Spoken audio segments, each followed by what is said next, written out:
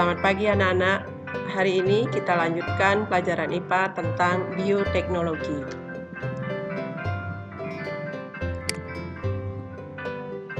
Apa sebenarnya bioteknologi itu?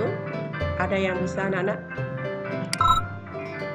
Nah, bioteknologi adalah ilmu terapan yang mempelajari prinsip-prinsip ilmiah dengan menggunakan organisme untuk menghasilkan produk dan jasa guna memenuhi kebutuhan manusia. Produk itu misalnya energi, bahan makanan, minuman, dan obat-obatan. Penerapan ilmu dan rekayasa dalam mengolah bahan organik atau non-organik dengan memanfaatkan makhluk hidup untuk membuat produk dan jasa bagi manusia. Makhluk hidup dapat berupa hewan, tumbuhan, mikroba, baik berupa bakteri dan jamur, dan enzim.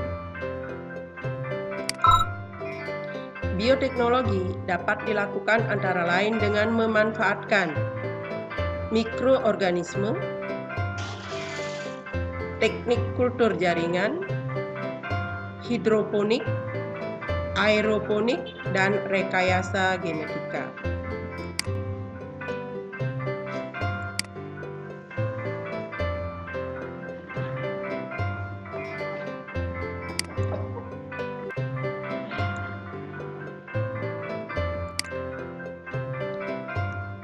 Bioteknologi dapat dibedakan menjadi dua, bioteknologi konvensional dan bioteknologi modern.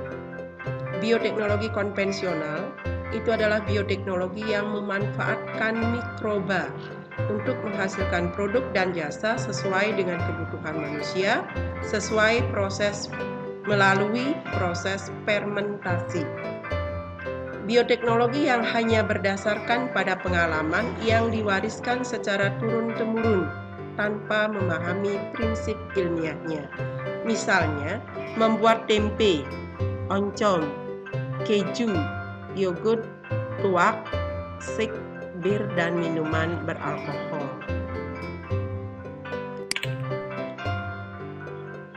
Sedangkan bioteknologi modern itu adalah bioteknologi yang mengoptimalkan pemanfaatan biologi sel dan biomolekuler untuk membuat produk yang bermanfaat bagi kebutuhan manusia. Bioteknologi modern umumnya berkaitan dengan penggunaan rekayasa genetika. Rekayasa genetika merupakan proses perubahan material genetika untuk mencapai sasaran khusus. Sel-sel yang direkayasa secara genetika dapat berupa penghilangan gen, penambahan gen, atau penggantian gen. Contoh, bioteknologi modern yaitu rekayasa genetika.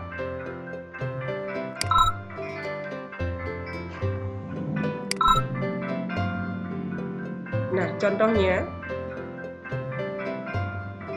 plasmid dari sel bakteri itu dipotong dengan enzim restrika. Kemudian 2 ADN disatukan oleh enzim ligase. Nah, molekul ADN rekombinan ini akan ditanam ke dalam sel inang. Lalu terjadilah individu sesuai yang diharapkan.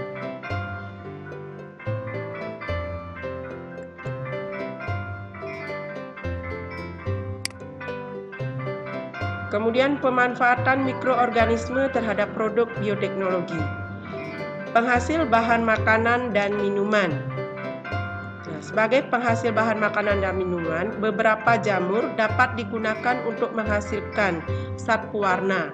Contoh misalnya, Neurosophora sp yang dapat menghasilkan warna merah atau oranye untuk pembuatan oncom. Kemudian penghasil bahan makanan dan minuman. Contohnya Saccharomyces pada pembuatan roti, untuk pembuatan adonan pada tepung mengembang.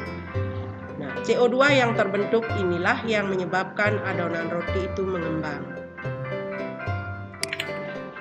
Kemudian penghasil bahan makanan dan minuman. Pembuatan asam cuka melalui bakteri asam cuka atau Acetobacter. Kemudian pembuatan keju dengan bakteri Streptococcus lactis. Anak-anak silakan pelajari proses pembuatan keju pada buku LKS. Kemudian pembuatan nata de coco dengan Acetobacter psilinum, yaitu dengan memanfaatkan bahan dasar air kelapa ditambahkan dengan Acetobacter psilinum. Kemudian pembuatan tempe yaitu dengan memanfaatkan jamur Rhizopus oryzae. Itu bahan dasarnya adalah kedelai. Silakan anak-anak pelajari cara membuat tempe baik pada Google maupun pada LKS. Kemudian pembuatan kecap dengan Aspergillus wentii atau Aspergillus oryzae. Kemudian penghasil protein tunggal. Penghasil protein tunggal merupakan protein yang dihasilkan oleh mikroorganisme yang berada dalam sel mikroorganisme tersebut, di mana jumlah kandungan proteinnya dapat mencapai 80% dari berat total sel. Protein memiliki kandungan asam nukleat atau asam inti yang sangat tinggi sehingga baik untuk makanan ternak. Contoh bakteri Methylophilus methylotrophus. Penghasil protein tunggal itu adalah alga hijau, dapat dijadikan sebagai obat dan suplemen bagi manusia. Contohnya adalah Chlorella, Artosophila, dan Spirulina. Bakteri Rhizobium. Jadi pemanfaatan mikroorganisme terhadap produk bioteknologi. Bakteri Rhizobium hidup bermutualisme dengan tanaman kacang polong, di mana bakteri dapat menumpang hidup dan mengambil makanan dari kacang polong, dan kacang polong mendapatkan pupuk nitrogen gratis untuk protein dan pertumbuhan dari hasil fiksasi nitrogen oleh bakteri di udara. Jadi pada bintil akar kacang tanah misalnya itu terdapat bakteri Rhizobium itu yang berfungsi untuk menyuburkan tanaman tersebut. Kemudian produk peternakan. Salah satu bentuk implementasi bioteknologi dalam bidang pertanian adalah ternak transgenik melalui cloning. Cloning adalah upaya untuk memproduksi sejumlah individu atau anakan yang persis sama dengan induknya tanpa melalui proses pembuahan, atau sering disebut dengan perkembangbiakan secara vegetatif melalui bioteknologi modern.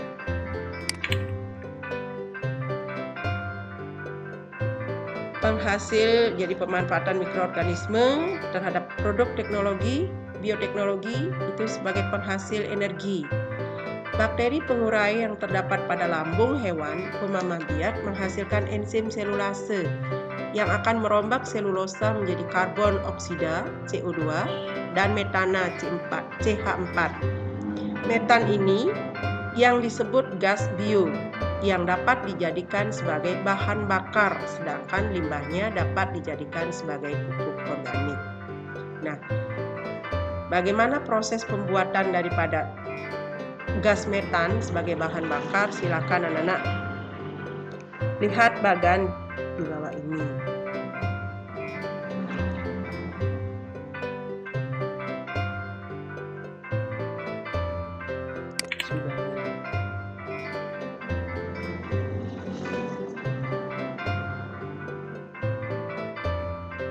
Pemanfaatan mikroorganisme terhadap produk bioteknologi yang berperanan dalam proses menanggulangi pencemaran. Beberapa bakteri dapat digunakan sebagai agen bioremediasi.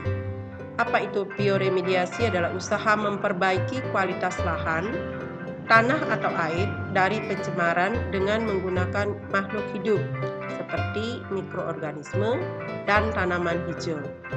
Misalnya bakteri Chemolithotrop yang dapat mengambil ion-ion logam berat beracun yang mencemari tanah dan air bawah tanah akibat pencemaran industri.